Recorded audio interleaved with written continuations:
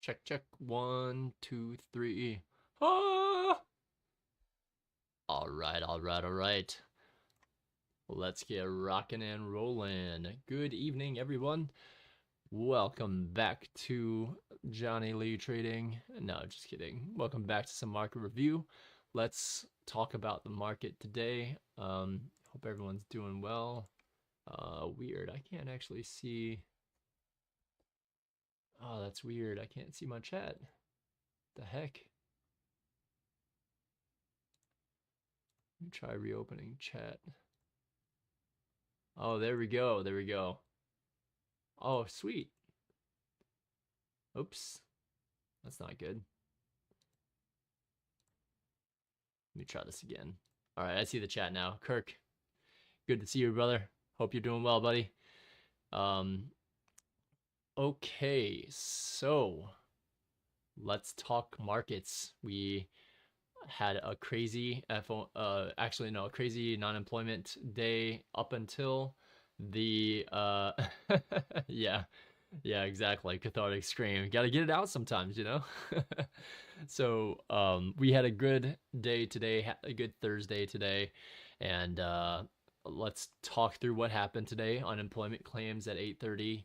I kind of guided through the morning. I said, hey, like get your trading done by 11.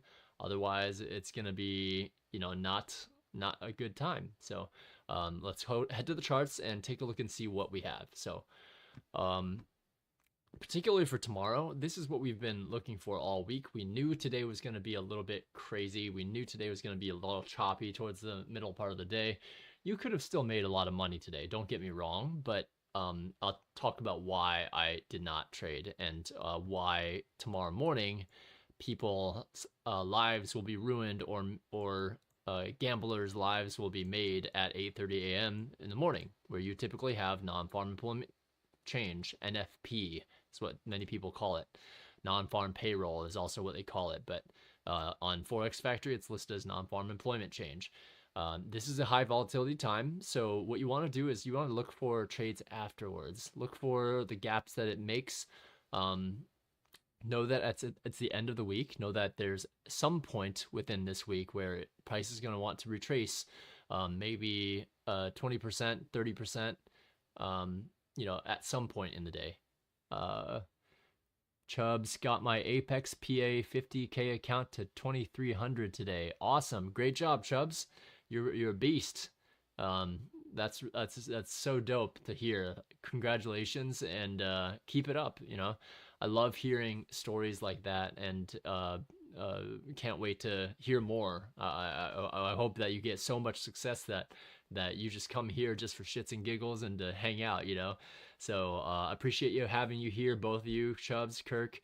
Love having you here. So let's take a look at the markets and see what happens in the coming day for Friday tomorrow. So first things first, I want to look at dollar index. So if you studied ICT, you know that this and bonds are something that he looks at frequently. So what I'm looking at here right now is a dollar chart, and what I want to show you is on the monthly levels. So yes, we're at a very high premium, but we're still trending to the higher dollar, as you can see there. And higher dollar typically means lower commodities and index prices. One thing that I do note here on the monthly, this is the monthly chart right here, okay? One thing I do note is that we've created, let me see if I can get this here. We've created a monthly fair value gap on a breakaway outside of a consolidation zone, okay? So this consolidation area here is really interesting. And it runs roughly from here to about, this area here. But there's an area of retracement here where price could come down to in the coming month, reach there, treat this low, high, lower, low as a bullish breaker here, low, high, lower, low, and then this would serve as a breaker. So when price comes down to that point here for dollar, that's a thesis. Hey, insert name here. Good evening. Good evening. I'm glad you can make it here, brother. Good to see you again. So we're looking at dollar now. This month has started to open on the downside. Now, it's not guaranteed it will even consider coming down here. In fact, if we're looking for lower prices, we don't want it to come down here. But at the end of the day, on a monthly chart, typically gaps will get retouched. So either we come only down through this monthly volume imbalance here, and we stop it dead in its tracks right here, since we now have a candle that has closed above it. We want to see maybe a small dip into it and then a bounce back up. And we want to see this gap remain. If we're going to go lower, we want to see that gap remain. I don't think we're going to see it remain. So what does that mean for prices? Well, that does mean that prices could go up if dollar is headed downwards for the short term. So we're going to keep our eyes on this very closely. Keep this monthly fair value gap in mind, and just keep it in the back of your mind, journaled there. Know that there's a gap to the downside, and that we still have this major sell side imbalance portion to tackle, and we actually haven't had a chance to get to. Actually, I should probably make this the bottom of this fair value gap here. Let's see, what was the open on this one? This was 105.264. 105.264. Now this is trading view for everyone who's asking. And that's a 1 month SIBI low is what I should be calling it. So we're looking at dollar here. This is a SIBI high on the monthly, right? That red line here, that's a sell side imbalance high, and this is a sell side imbalance low. You want to keep the volume imbalance in check if you have one. So we see, let me move this as well. So this buy side imbalance has not been traded to. We've started to trade into this sell side imbalance, buy side inefficiency. So what we want to see is we want to see a return here, maybe bounce off of that and head up higher, where we have other lower time frame areas of liquidity that we can target then. So on the weekly, we've got this short-term high, right, that we could target. We have this sell side imbalance that remains on the weekly, right?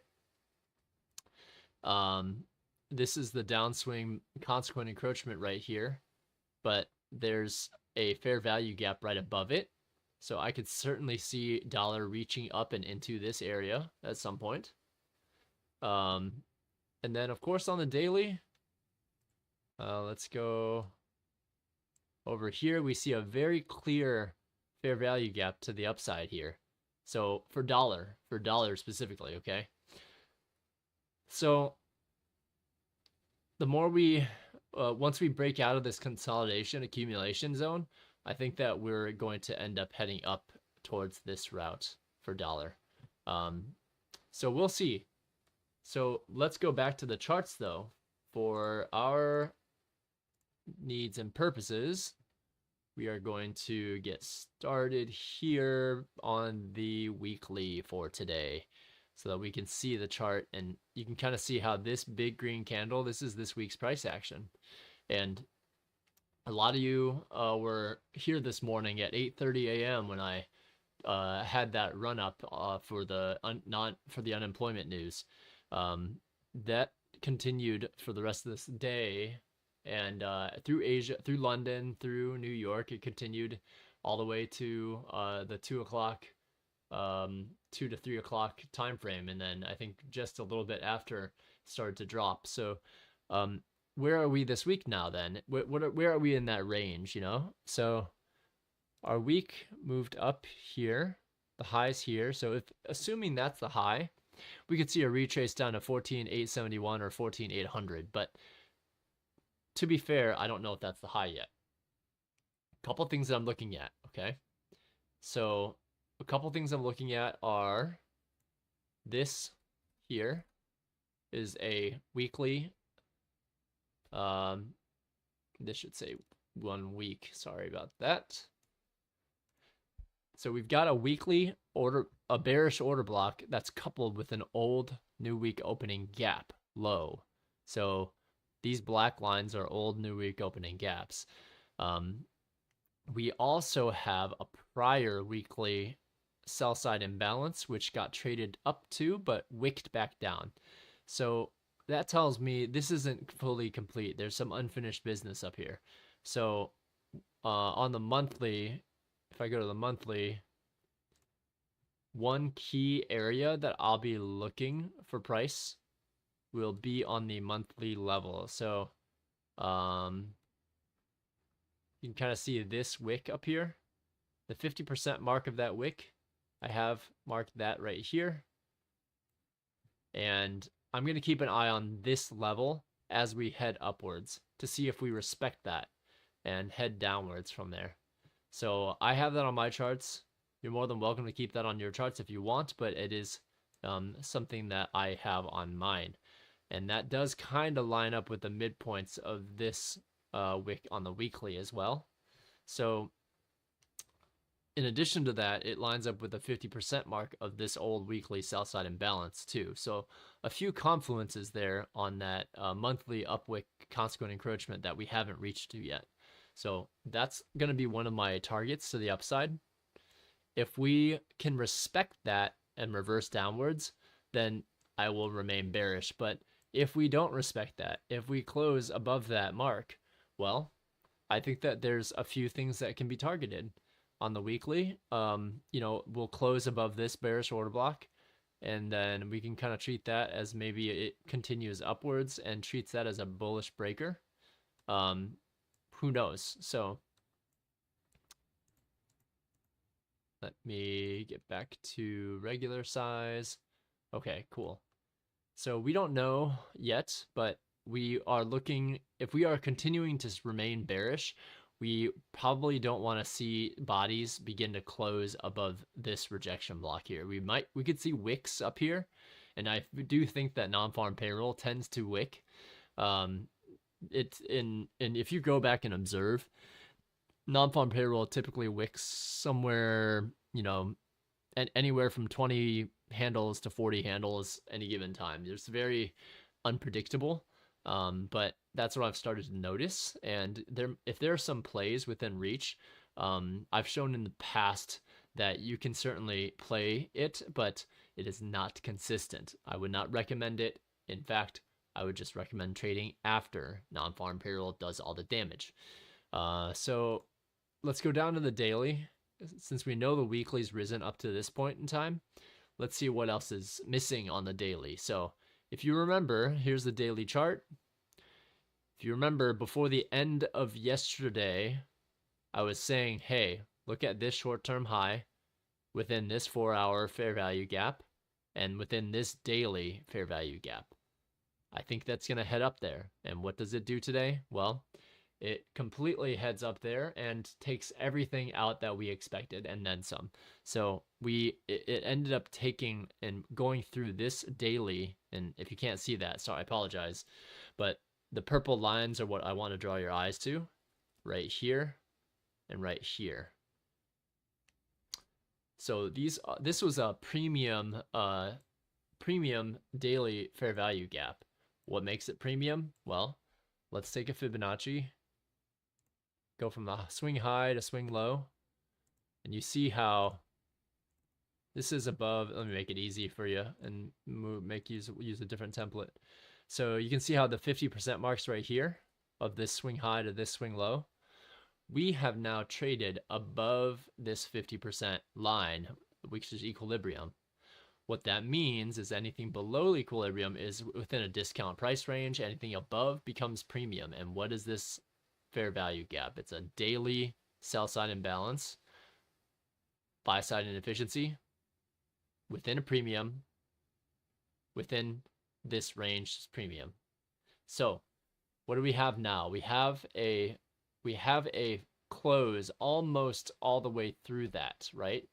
So, but it didn't quite make it there. So I think non-farm payroll could certainly wick up.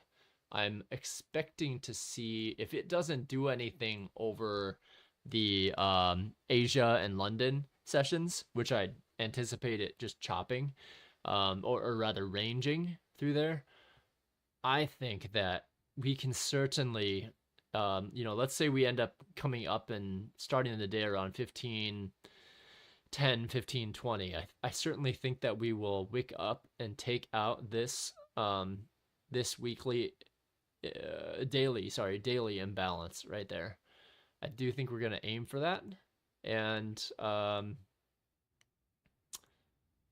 think potentially if it makes it there, it'll wick up to this weekly minus a bearish order block and an old new week opening gap low.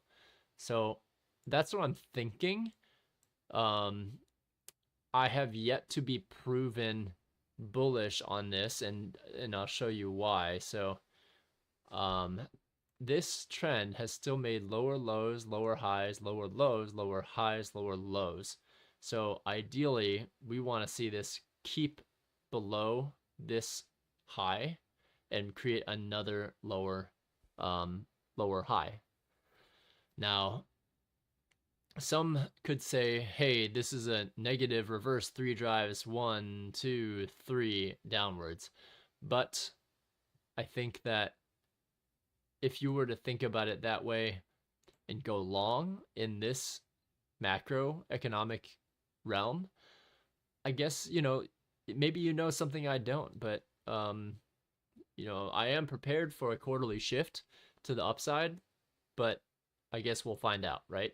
So let me get rid of this here. You know what I'm looking at. So we've already taken out the daily levels here. The only thing that remains is maybe this bearish order block, right? Or this volume imbalance. Those are the last two things I can see remaining that have not been traded to on the top side.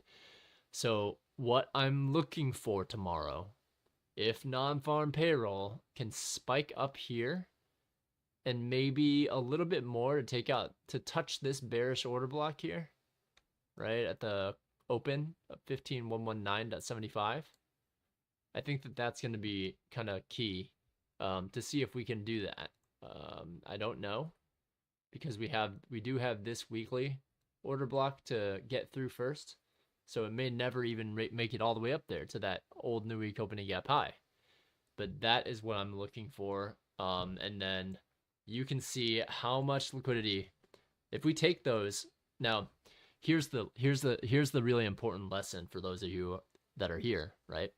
It's very important, so listen up, or listen closely rather. What is our liquidity that we've got remaining to the upside? I just talked about it, right? We have this volume imbalance. We have this daily bearish order block, all in a premium. And we have the short-term high. If we end up taking out this and this in non-farm payroll, there's a high likelihood that if we are macro bearish, we might never reach up here and take this out. If we're seeing a bullish quarterly shift, though, into November and December, it's very possible we could end up going towards this and trying to take that out. It is hard to pair up with the dollar index and think that we'll go higher. So I'm not holding my breath for that, but I definitely recognize that high, that short-term high, could be a possibility. But until proven wrong, I'm still going to look for my setups to the downside. And we'll see what we get tomorrow, right? So let's go down to the 4 hour now. So on the 4 hour, we see we completed this market maker buy model, and this market maker sell model concluded, created a market maker buy model, And we're back in the middle of this consolidation range now. So on the 4-hour, there was this fair value gap, which remained. And there's this bearish order block here, which we traded to and then rejected from. Now we're apparently trading back up to. Outside of that, 4-hour short-term high here, here, here. Nothing else that hasn't been traded to, though. All of these have been traded to. So there's not as much that hasn't been taken yet on the 4-hour. A lot of this stuff has been taken. So, and let me go back to the daily for this. So the key here is, where is all the outstanding lasting liquidity lying now? To me, it's lying. The easier liquidity is lying to the downside. Okay, why is that? What do we see? Well, if this goes up at the end of the week, we could see that there's a fair value gap formed here, potentially. There's another fair value gap on the daily, basically formed here on the buy side, imbalance side. There's an inversion fair value gap down here, which we could try to travel down to. There's an outstanding volume imbalance. Prices already traded through this one, so I should be okay to update this one's data a little bit to a daily. That's a daily volume imbalance. There's no other imbalances down here, really.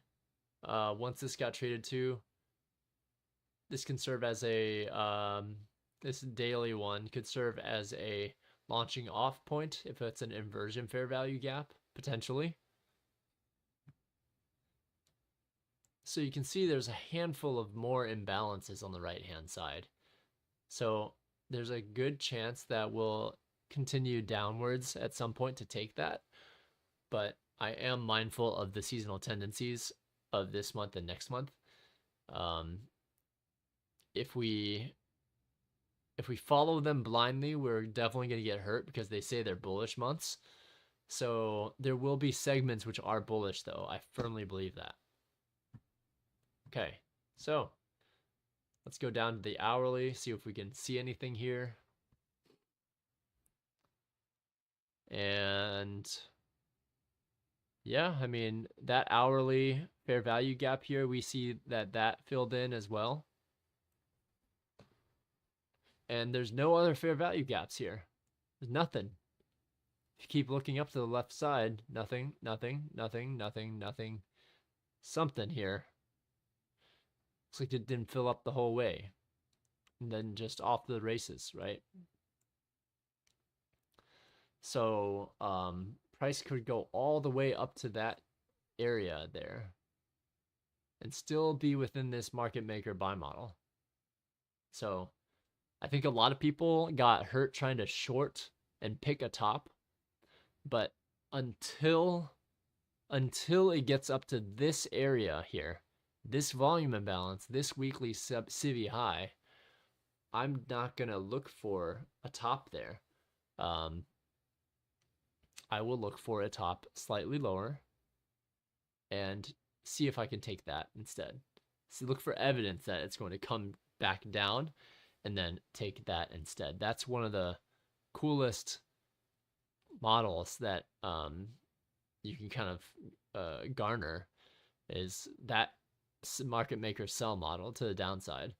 When this comes all the way back up and it's ready to reverse, that's some of the highest probability trades are around that area to the downside. So I look forward to this forming, and we will see what happens. But today we've risen a lot. Let's take a look at today.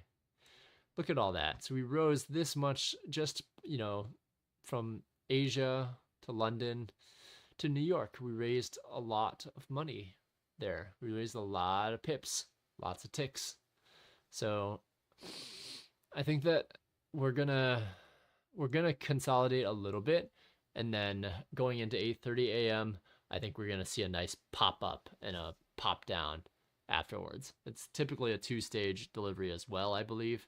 But it is quite volatile, and it's a Friday. So I'm more inclined to go to the downside. And another reason why, check out the real-time hour chart. You guys thought I forgot about this, didn't you? What do you see here? What do you see over here?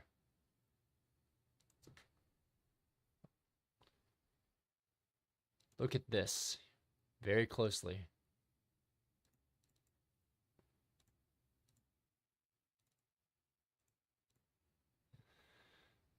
So you see that difference from this price down to this price? Right there. That, my friends, is 2 liquidity voids in concordance with each other. So they're lined up. That means no price traded within that whole range. 0 price. Nothing. So those, like I mentioned before, those can be magnets for price to head to and beyond. The fact that there's 2 lined up right there makes it very interesting to me. And we certainly will visit that at some point. I don't know if it's going to be this week. NFP could potentially do it, but that's a huge drop. I don't think we're going to make it there in a week. So we'll keep that on there for now. And I think that's it for the real-time hours. I mean, you can see we came into it a little bit and then continued upwards. So more power to the people who were looking for that and not trading it, because we weren't given the right instructions from market makers to go ahead and buy. All right, so on the hourly, we certainly see some of these things happening this open. Looks like it's already filled in its opening range gap. Right. I think I'll have to go down to 1 minute.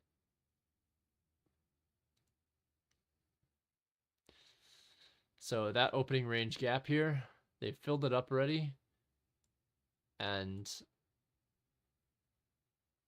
now it's consolidating. So when we see those signatures, you want to be able to identify where it's been consolidating when some of the highest, ranges, the highest high of that range here. Maybe it's like this one here, and you think that the whole range is like, from that high to that low. You can certainly frame something like that, but we are at the end of the week. We have had a huge meteoric rise this week, and it's time for a little bit of non-farm payroll to cause some havoc. So that is it for today. You know what my bias is going to be. My bias is going to be moving upwards first and then potentially downwards. And we'll see what happens over Asia and London. I'm not going to trade. I only traded 3 accounts today that netted me about 125 each account. So those were some of my lower drawdown accounts, ones that I'm proving that I can get out of. I think there's 2 of them. Let me see if I can get into. Ninja was giving me some trouble trying to log in before, so I don't know if this is gonna work.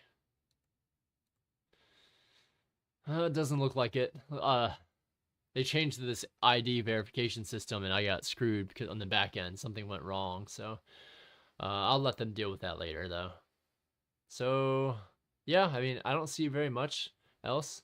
Like, price already opened up and has traded all the way through to its voids.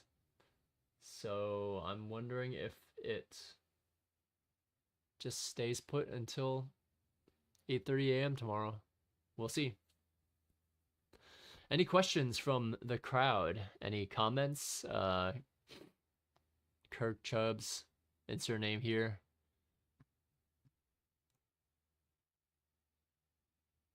I gave you a few different reference points today that I'll be using tomorrow if I'm allowed to, if I'm fortunate enough to. And yeah, I think that's it. So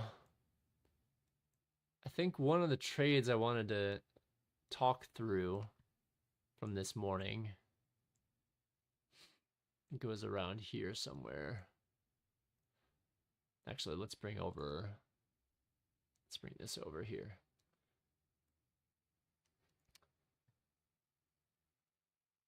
Data series,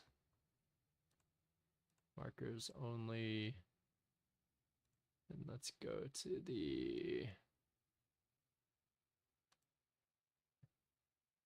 chart that I go to trade sometimes.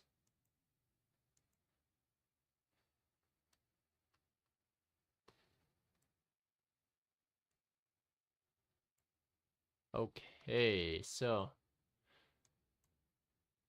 Axipa joined late. Yeah, no, I'm glad to have you here. Glad to have you here, man. Or woman. I don't know. I can't see it the picture very well. Too small on my screen.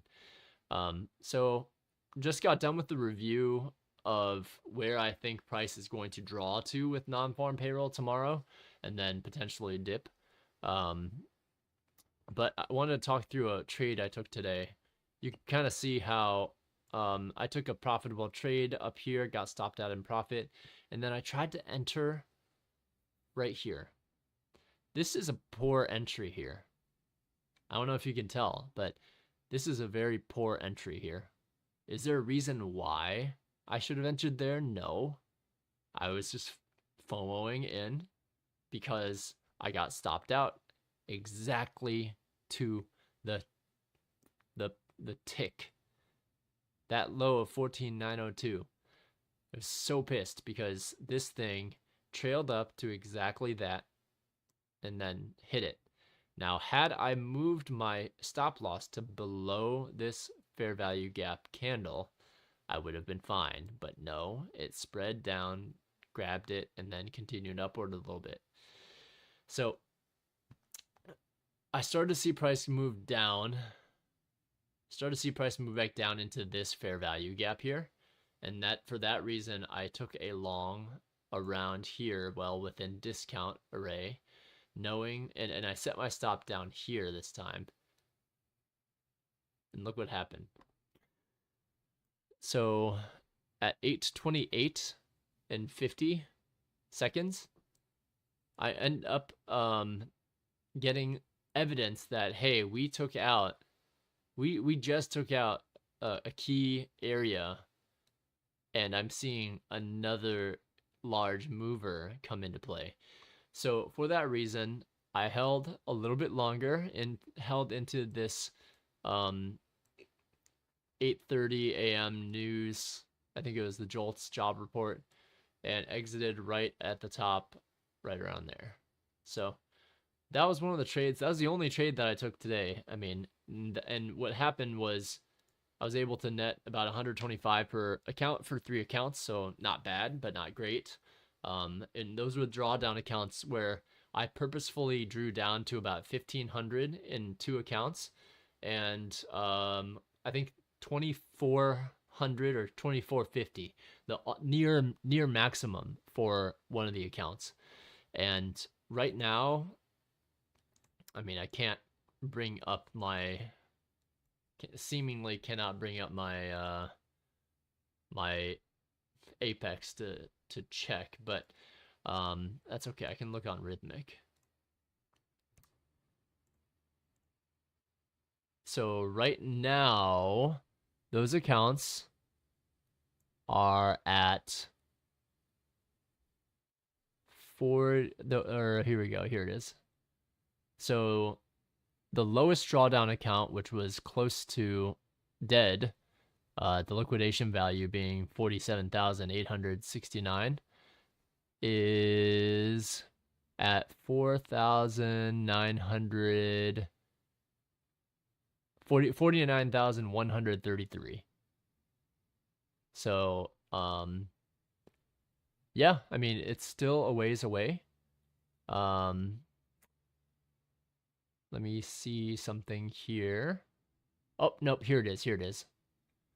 Here's the lowest one. So the account balance is $47,837, and the threshold was $47,512. So this one is only $820 away from being blown to bits. And I am proving with great risk management and discipline in risk and using 1% risk and lowering your loss curve, you can make it back from any drawdown. I was literally 2 trades away from blowing this account, and now I have quite a bit of leeway with $300 buffer before I get there, right? Sorry, I missed your question here. Do you mainly trade NASDAQ, or do you trade, sorry, there's some emotes, ES as well? Yeah, I used to trade ES quite a bit, and I switched over to NASDAQ just because I wanted to learn the instrument quite a bit. So I definitely do trade ES, but for now I've been trading NASDAQ because it's been the nicer mover of late. At some point, the S&P will move faster than NASDAQ, but I mostly trade the NASDAQ. I like the movement. I think that there's lots of setups that form on both, but yeah, maybe I'll go back to S&P at the beginning of the year or something like that. I don't know. It's easier to, the reason why I stick with NASDAQ though is because it's easier to stick with one instrument and know that one instrument thick and thin. You know where previous highs and lows were. You remember trading it, you remember observing it, and you remember looking at it, right? So at some point I'll see what I can do for ES as well. I'll consider bringing that up to quick chart it, and maybe I can start adding that to some of the sessions to do some market review and sessions to review that as well, since they are very much so a pair. They kind of work together in tandem. So that just gave me an idea to prepare. It'll take a little bit more preparation, but might be interesting. So yeah, anyways, those 3 drawdown accounts, I think that I had one's at that's the lowest one there, 47,837, with a blown account of value threshold of 47,512. And then there's another account that's at 49,076, where that was down to 48,000, I think. Or yeah, 48,000. Same with the other one, it was down to about 48,000. So definitely some really good risk management. And that's showing one of my friends that, hey, if you just risk down, you can do just fine. And that is using everything I put in that risk lesson. That risk video that I uploaded, I used that to get out of drawdown for those smaller accounts. So yeah, I mean, going back to finish off this trade, we can see that 8:30 a.m. hits, my target hits exactly, and then continues downwards. So really important to know what levels you're looking for. I think the 14,934 was something had triggered me to look at that and to stop there. So I set my take profit there. It's about 30 some handles ish. So that was the only trade for today though. I mean, there's nothing else major for today. And there were definitely some trades today. I mean, look at Chubbs. This dude made 2,300 today. Like, kudos. That is incredible. I hope to be there at some point too, but I'm not allowed to do that with my risk. I cannot do that with these new counts, right? You can do that once you have enough risk, once you have enough buffer built up, and you don't have to risk nearly as much with a larger dollar amount, but it takes time and patience to build that. So I will actually be building these accounts in the coming couple months. I'm going to be taking some Wednesdays and Thursdays to maybe come on. I'm going to take PTO to come trade during the winter seasons. We'll see if we can get some good movement during November and December, and I'm looking forward to it. You'll know ahead of time when I can actually hop on and trade. Maybe I'll consider doing some live trading, but that is gonna be a lot, very few and far between, because I want to keep the charts clean for recording purposes. So yeah, I think that's it for today. Let's see what London has to offer. Let's see what London has to offer. Let's see what what happens over in Asia. Right now we're creeping up. We gapped down, and we're creeping up into that gap. Actually, is that right? Hold on. Yeah, we gapped down. We were creeping up into that gap. We filled up that gap already, actually, and now we're hovering around an old new week opening gap low. So that's it for today. Let's see. I'm gonna let London and Asia pan out, and then see what we can find on Friday. And again, like, be careful if you're not aware that non-farm payroll can really wreck you. So just be careful with that one tomorrow. All right, I think that's it. Any questions? Xipa, thanks for the idea about charting ES as well. If that will be valuable, I'll certainly consider throwing that in, because they're definitely related charts, and it's something that ICT certainly looks at frequently, along with dollar index. So maybe I'll start to do some prep work during the days off, and then when I can, maybe I'll hop into those two together and chart those two. I have some work to be done to upgrade the risk Excel sheet that I have, and there's some improvements that I want to make to it, and there are some really good ideas from some of the members that took a look at the first version of it. So I'll be incorporating new versions of that soon. And yep, Exepa, have a great one as well. Everybody, good night. Thank you so much for tuning in. I think somehow we made it to, I think we're at like 370-ish, some subscribers, 379-ish, 78. So we keep on growing, and I'm really thankful and blessed for that. So I hope I get to continue to do this for everyone here, and keep let me know about, connect with me, follow me on Twitter or Instagram or something like that, and let's connect. I can't wait to hear about everyone here's success, especially the ICT students who are, I know the difficulties that you're going through learning ICT concepts, and I love meeting other ICT traders here. Can't wait for us all to make it and just go meet up in Vegas some year. That would be the dream, right? So anyways, have a good night, get some good rest, everybody, drink some water, and I will catch up with you tomorrow morning. All right, have a great one. Good night, and be safe, and we'll catch up soon.